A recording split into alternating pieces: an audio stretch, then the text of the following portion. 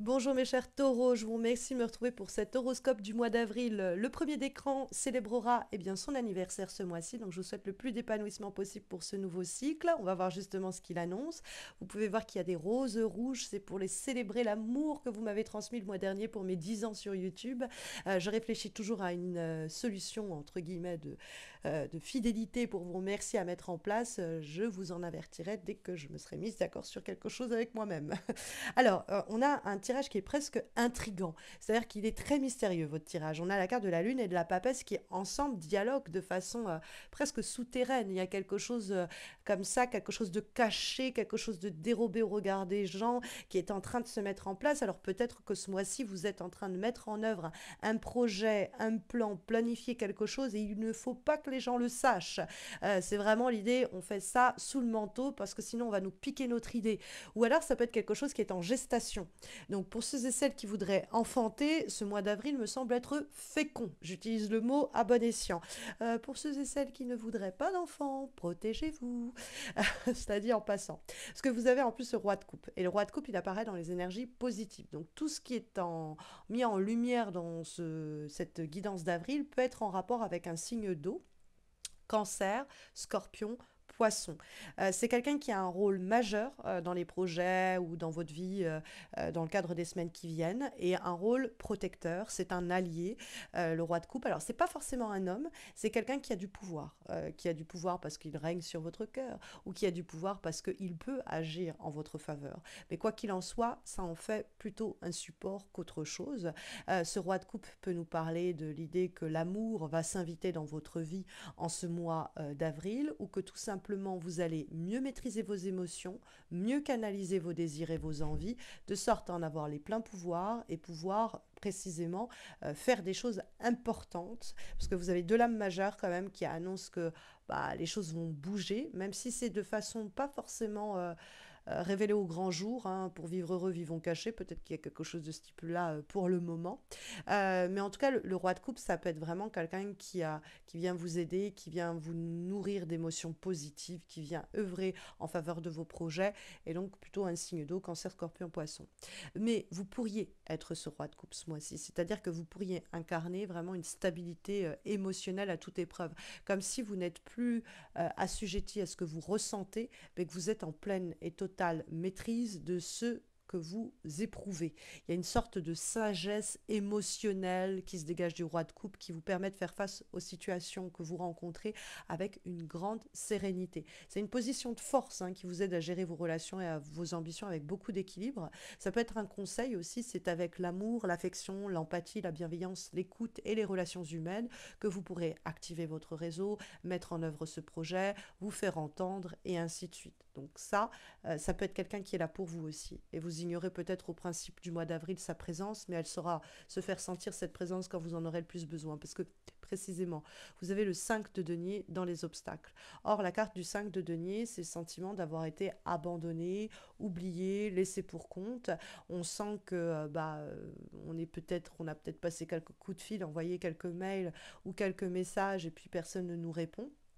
Donc on se dit ok, j'ai été complètement zappé, j'ai fait des démarches pour avoir cette promotion, pour trouver ce boulot, et puis derrière, personne ne me répond et économiquement, financièrement, matériellement, ça peut commencer même à me mettre aux abois. Je peux commencer un peu à stresser autour de ces enjeux-là financiers ou de cet appauvrissement-là. Parce que le 5 de denier, c'est effectivement une pauvreté, entre guillemets, ou un appauvrissement, si vous voulez, ou une stagnation, mais qui du coup ne nourrit pas et n'enrichit pas nos affaires. Ça peut être sur le plan humain, c'est-à-dire que les gens ne semblent pas être là pour nous prêter main forte quand on en a besoin, ou on ne demande pas d'aide, on espère qu'on va nous la fournir, mais il faudra peut-être se faire entendre. Hein. Dans ce cas-là, vous jouez peut-être un rôle dans cette histoire. Mais ça peut être aussi une situation où vous avez fait des demandes et vous ne récoltez que des refus pour le moment. Ne vous inquiétez pas, la situation va décanter et elle va arriver à maturité et vous sortirez de cette mauvaise passe. Parce que effectivement, il y a des freins avec cette carte-là. Alors, des fois, c'est vraiment même si vous êtes plutôt de nature indépendante, même si vous êtes fier, hein, ça peut aussi arriver, demandez de l'aide. Demandez de l'aide parce que vous pourriez en obtenir une qui vient vraiment résoudre vos problèmes et à rester dans votre situation de votre côté sans faire passer le mot que vous auriez besoin d'un conseil, d'un soutien ou d'un accompagnement, ça pourrait prolonger une période de disette et de famine inutilement. D'accord. Alors peut-être aussi vous avez des gens en face de vous qui vous en demandent trop. Il faut savoir dire non, hein, et pas accéder à des compromis qui vous feraient plus de mal que de bien. C'est évident. Mais demandez de l'aide. C'est possible, hein, qu'on vous dise vous avez de l'aide et du soutien à apporter. Vous avez tellement eu l'habitude jusqu'à présent de faire tout toute seule ou tout toute seule que vous avez même plus le réflexe de dire tiens, peut-être une assistance, une aide. Dans ma situation, je suis en train de créer mon entreprise et en fait peut-être qu'il y a des fonds pour m'aider au niveau de la trésorerie. Bon, renseignez-vous parce que vous pourriez effectivement sinon passer à côté d'informations qui sont pourtant essentielles pour l'amélioration de votre situation. Vous avez sinon peut-être le sentiment que quelqu'un vous a oublié et la personne dans ce cas-là, elle revient. Ça peut être ce roi de coupe précisément. Mais voilà, vous avez quand même cette lune et cette papesse qui dialoguent ensemble en guise de vibration et en guise de direction. Et la carte de la lune, c'est une carte très puissante sur le plan mystère et introspection. Elle met en lumière tout ce qui nous travaille de l'intérieur. C'est l'idée un peu aussi, c'est l'obscurité, donc c'est les choses qui sont gardées dans la pénombre parce qu'on ne veut pas révéler cela encore, parce qu'on a honte peut-être de révéler cela, parce qu'on est superstitieuse et on se dit, oh là là, si j'en parle avant que ça se concrétise, ça va pas se faire. Bon, faites comme vous le sentez, si vous sentez que c'est mieux de pas en parler, écoutez-vous. Hein, la papesse, elle est plutôt effectivement prudente et elle a une stratégie qu'elle met en place et elle se fera entendre quand elle reconnaîtra que le moment est adéquat. Et en attendant, elle laissera planer peut-être l'ombre d'un doute. Mais vous êtes peut-être soumise à une telle attitude. C'est-à-dire qu'il y a quelqu'un qui fait beaucoup de mystère autour de cette affaire, qui ne préfère pas vous dire encore de quoi il en retourne. Et vous devez ronger un peu votre frein en avril en attendant que la personne accouche de sa vérité. Elle finira par le faire, hein, ne vous inquiétez pas. Mais c'est vrai qu'il y a des informations qui semblent être encore dissimulées, des choses qui semblent être cachées. Il y a beaucoup d'implicites, en fait, dans le dialogue de ces deux cartes. Et des choses qui doivent être approfondies, qui doivent être questionnées, parce que tout cela n'est pas clair et que l'on peut, en conversant dans des formes de confessions intimes, obtenir des informations clés qui vont aider nos affaires. Donc, au lieu d'arriver avec des gros sabots en disant ouais, j'aimerais bien qu'on parle de cela ou ouais, il en est où ce dossier-là, menez votre enquête de façon plus insidieuse, plus stratégique. La carte de la papesse, en plus, elle écoute son intuition. Hein, elle sait quand est-ce qu'on lui dit tout, quand il reste à gratter quelques informations supplémentaires. Donc, essayez cela. Et puis, avec la lune et la papesse, c'est vraiment un mois où il faut absolument que vous suiviez et que vous écoutiez votre intuition. Les réponses, elles sont déjà en vous, nous dit ce combo-là. Donc, n'essayez pas de forcément tout rationaliser quand vous sentez quelqu'un qui n'est pas disponible ou qui n'est pas ouvert, ou vous sentez ce chemin ou cette voie-là n'est pas pour vous. Ne forcez pas, à force de faits factuels ou de rationalité, à comprendre ce qu'il en est, mais écoutez plutôt votre petite voix intérieure, elle saura quoi vous dire.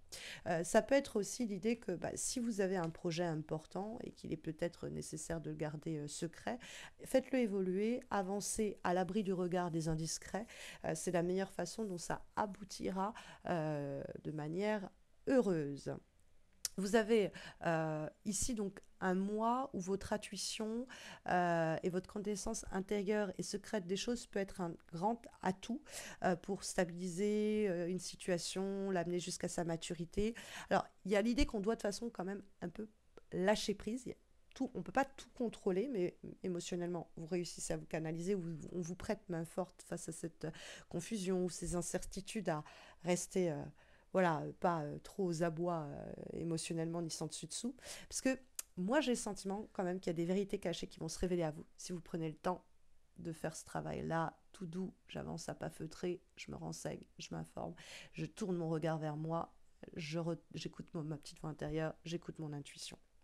Et demander de l'aide, peut-être aussi que c'est comme ça que vous avez le fin mot de cette histoire. Parce que c'est également indiqué par l'avant-dernière énergie que nous avons, qui est issue de l'oracle Seed and Sickle, et nous avons Belladonna, qui est l'idée que vous êtes soutenu plus que vous ne le pensez.